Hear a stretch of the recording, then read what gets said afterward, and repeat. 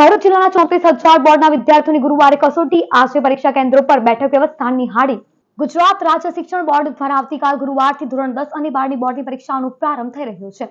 જિલ્લા શિક્ષણ વહીવટી પોલીસ સહિતનું તમામ વહીવટી તંત્ર વિદ્યાર્થીઓ શાંતિપૂર્ણ માહોલમાં પરીક્ષા આપી શકે તે માટે સજ્જ છે. જિલ્લાના 48 પરીક્ષા કેન્દ્રો પર ધોરણ 10 અને 12ના 36,000 વિદ્યાર્થીઓ માટે તમામ વ્યવસ્થાઓ પૂર્ણ કરી દેવામાં આવી છે.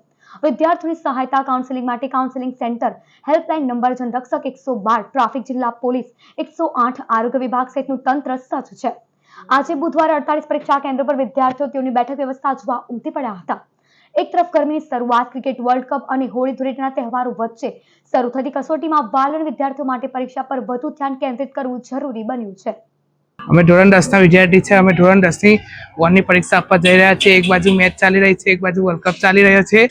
અમે મેચ બી જોઈએ છે, અમે વાંચીએ બી છે, મહેનત બી કરીએ છીએ. એક બાજુ તહેવાર બી બનાવીએ છીએ, મહેનત બી કરીશું. 10માં પાસ થઈ જશે એવી અપેક્ષા રાખીશું.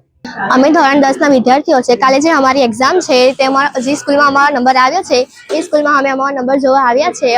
અને સાથે સાથે વર્લ્ડ કપ પણ આવે છે. મને મેચનો પણ શોખ છે, તો અમે લોકો મેચ બી જોઈએ છે. સાથે સાથે વાંચવાનું પણ રાખીએ છીએ.